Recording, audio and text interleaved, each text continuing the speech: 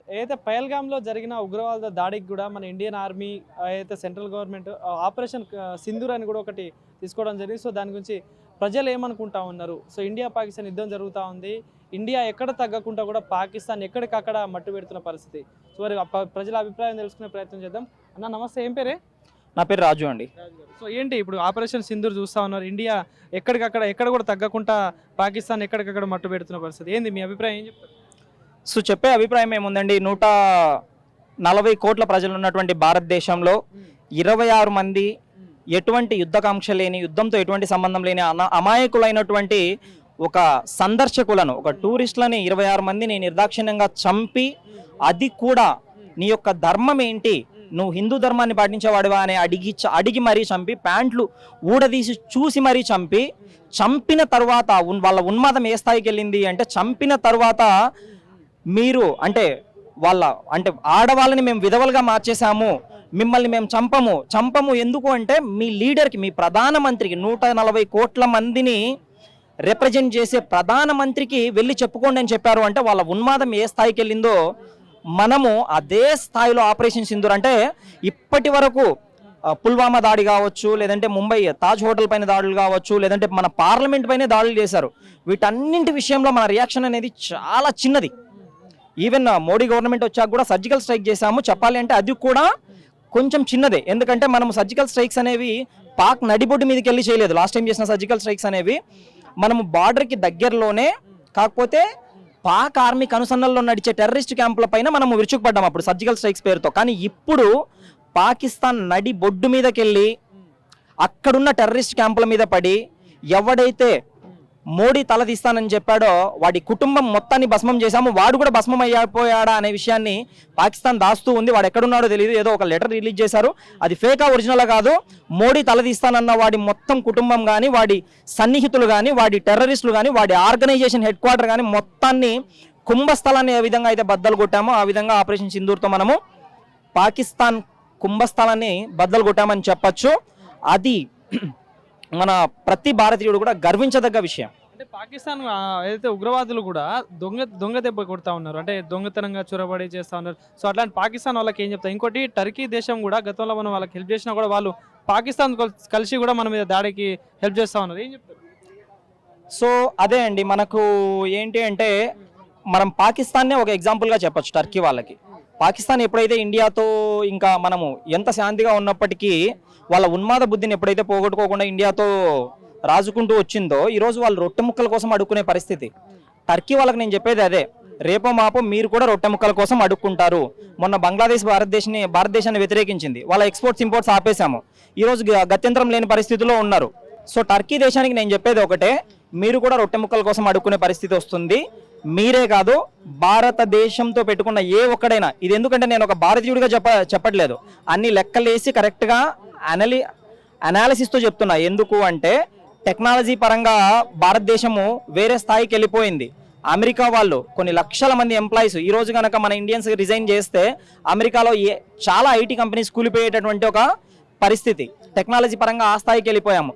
Defence పరంగా మనము develop చేసుకుంటున్నాము, స్వదేశీ పరిజ్ఞానంతో డెవలప్ చేసుకుంటున్నాము. అలాగే వేరే దగ్గర నుంచి కొనగల స్థాయిలో మన దగ్గర డబ్బులు కూడా ఉంది, లక్షల కోట్లతో. మన ఇండియన్ ఆర్మీ కూడా మన S-400 కానీ, ఇంకోటి INS విక్రాంత్ కానీ, ఇట్లా అన్నిటితో కూడా మన ఇండియన్ ఆర్మీ ఎక్కడ కూడా తగ్గకుండా, ఎయిర్ ఫోర్స్ కానీ, నేవీ కానీ తగ్గకుండా దాడికి ప్రతి దాడి అయితే ఎప్పటికప్పుడు రివెంజ్ ఇస్తూ ఉంది. సో ఏం చెప్తారన్న మన ఇండియన్ ఆర్మీ గురించి, ఏం చెప్తారు? ఇండియన్ ఆర్మీ గురించి మనము చాలా మంది తెలుసుకోవాల్సిన విషయం ఏంటి అంటే, పోకిరి సినిమాలో ఒక డైలాగ్ ఉంటుంది మహేష్ బాబుది, నువ్వు వాడిన బుల్లెట్లు ఎవరికైనా లెక్క చెప్పాలి, నేను ఇష్టం వచ్చినట్టు వాడుకోవచ్చు, ఎవరికి లెక్క చెప్పాల్సిన అవసరం లేదు అనేసి. ఇండియా గత 2-3 రోజులుగా ఈ స్ట్రాటజీని ఫాలో అవుతుంది అని నేను అనుకుంటున్నాను. నాకు ఆ డైలాగ్ గుర్తొస్తుంది. ఎందుకు అంటే, ఇండియా పైకి దాదాపు 400-500 డ్రోన్లు పంపించారు పాకిస్తాన్ వాళ్ళు, వాటన్నింటినీ కూల్చేస్తూ మన వాళ్ళు ఏంటి అంటే, ఆ బార్డర్లో వాళ్ళు పంపిస్తూ ఉంటే బార్డర్లో ఉన్న సైనికుల్ని కాల్ చేయకుండా మన వాళ్ళు తెలివిగా ఏం చేశారు అంటే, పాకిస్తాన్లోని లాహోర్ కావచ్చు, రావల్పిండి కావచ్చు, జైసల్మార్ కావచ్చు, లేదంటే కరాచీ కావచ్చు, వీటన్ని చోట్ల వాళ్ళ యొక్క ఎయిర్ డిఫెన్స్ సిస్టమ్ని మొత్తం నాశనం చేసింది.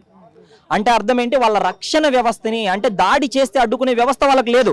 ఇప్పుడు మనం ఇష్టం వచ్చినట్టు వేసుకోవచ్చు బాంబులు, వాళ్ళు అడ్డుకునే వ్యవస్థ వాళ్ళకు కోల్పోయారు మొత్తంగా. పాకిస్తాన్ పైన ఇప్పుడు దాడి చేస్తే వాస్తవంగా భారత్ కనుక విరుచుకుపడాలి అనుకుంటే వాళ్ళ దగ్గర ఉన్నటువంటి దాదాపు 8 ఎయిర్ డిఫెన్స్ సిస్టమ్ అంటే గాలిలో నుంచి వచ్చి తాకే వ్యవస్థలు ఏవైతే మిసైల్స్ ఏవైతే ఉంటాయో వాటిని ఆపగల స్థావరాలని మొత్తంగా ధ్వంసం చేసేసారు ఈ 2-3 రోజుల్లో. వాళ్ళు ఒకవైపు మన సైనికుల్ని కొందరి ప్రాణాలను తీసేశారు. జమ్మూ కాశ్మీర్లో అమాయకులైన ప్రజల ప్రాణాలు తీసేశారు.